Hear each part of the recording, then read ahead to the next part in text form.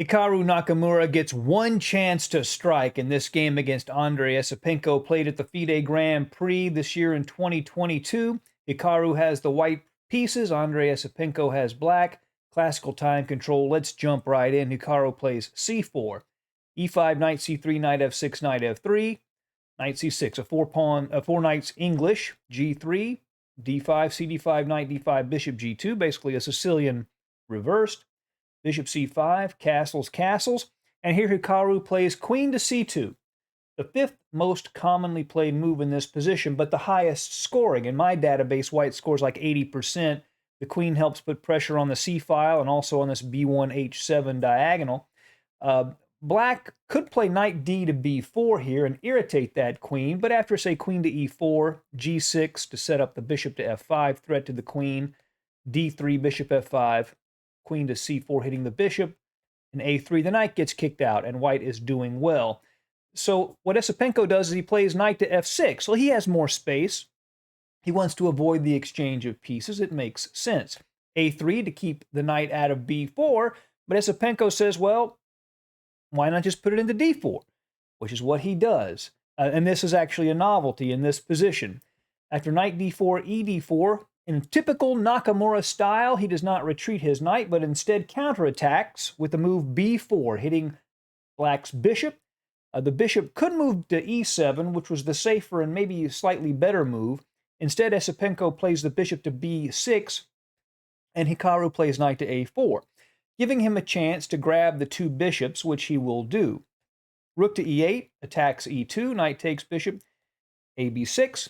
So Nakamura now has the advantage of the two bishops, and that's a real advantage, but Esipenko has a nice space advantage and pressure against this e2 pawn, so it's a very competitive game. So Nakamura plays e3. Well, Andrey Esipenko plays a very aggressive and courageous move. He plays d3, puts that right into Nakamura's position like a bone in the throat. And if it stays there, it can be a real problem.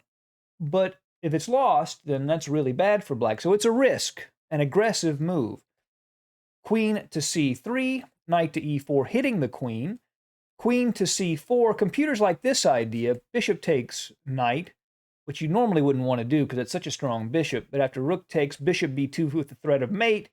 And after f6, f3, and then e4, and white can play rook a to e1 and attack with f and e pawns and have a very strong attacking formation.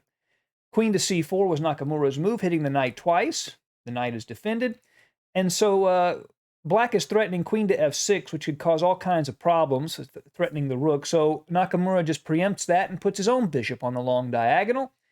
Queen goes to d7. By the way, knight to d2 would be a blunder, because Naka would just play queen to c3, attacking the knight and threatening mate on g7, so he would just win in that case.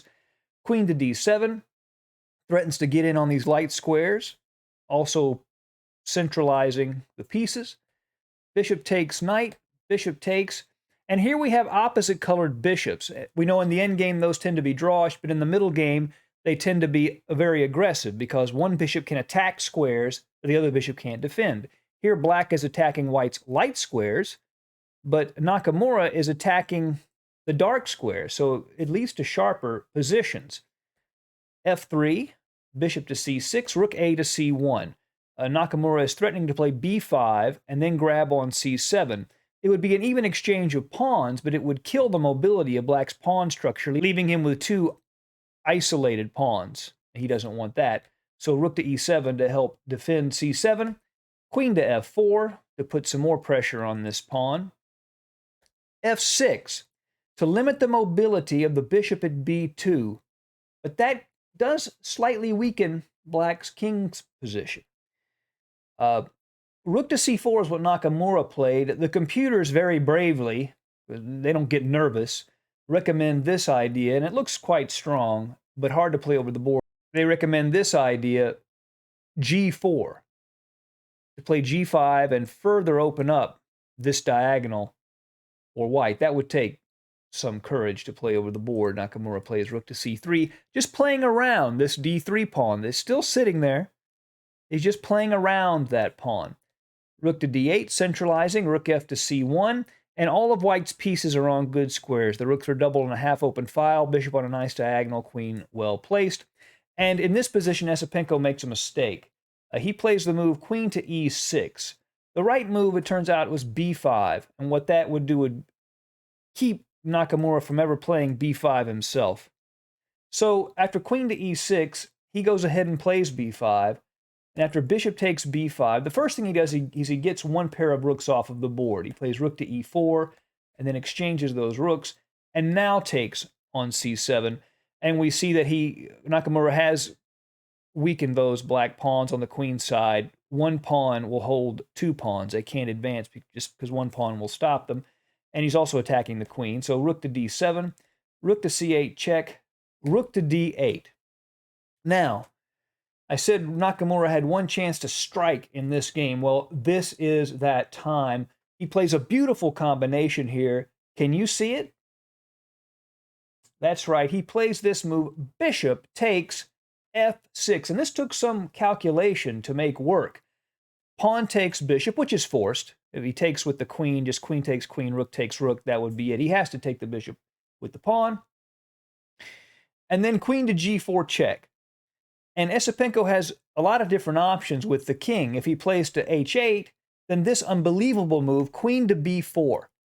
Hitting the queen, hitting the bishop, rook is threatening the rook. So if queen takes queen, just rook takes rook, check. And then when the king moves, you take, and you just be winning in the endgame up and exchange. If instead the queen goes to e8, trying to hold everything, then just rook takes queen takes b5, and this is a strong, probably winning queen and pawn endgame for Nakamura. If instead black plays king to f7, then rook takes, queen takes, and now this move, queen to h5 check, attacking the queen and the bishop, again leading into a strong queen and pawn endgame. Esipenko plays king to f8, and after rook takes, now queen to b4 check, hits the bishop and the king, queen to e7, queen takes b5. Now in this line, Esipenko gets to take the pawn on a3, which he does, and this looks like black is doing okay with these b pawns, but he isn't really.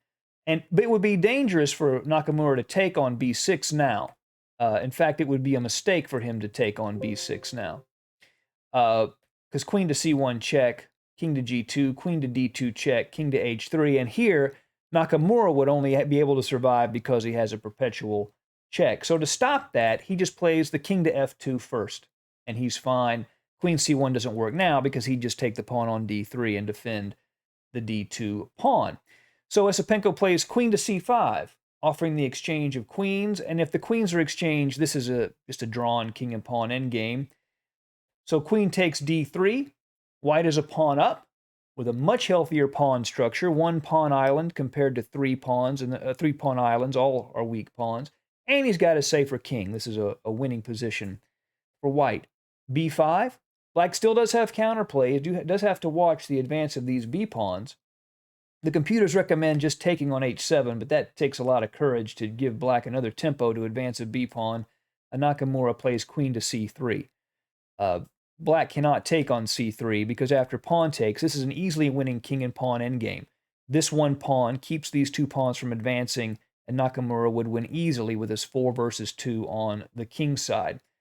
So after queen to c3, Esipenko plays queen to e7. He has to keep queens on the board to have any sort of chance. The king goes to e2, king g7, queen to d4. Nakamura is gaining territory with his queen. Queen to f7, queen to g4 check, king to h8, queen to b4, finally threatening to take one of those b pawns. Black defends it with queen to e8, and now queen to d6, hitting the f6 pawn and just gaining more space. His queen is beginning to dominate black's queen. Queen to f7. By the way, if a move like queen to c6 would lose to queen to f8, checkmate. So he's got to be very careful. Queen to f7, queen to c5, again threatening the pawn, again defending it. And now g4.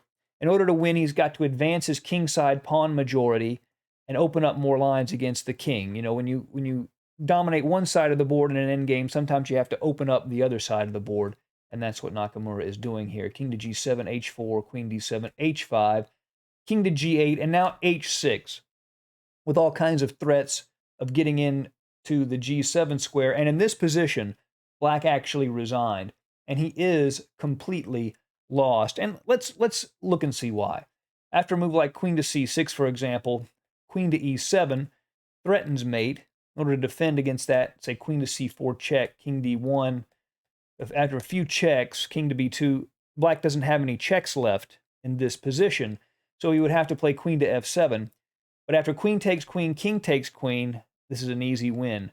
If he tries to grab the pawn on h6, then white just rushes his own d-pawn up the board.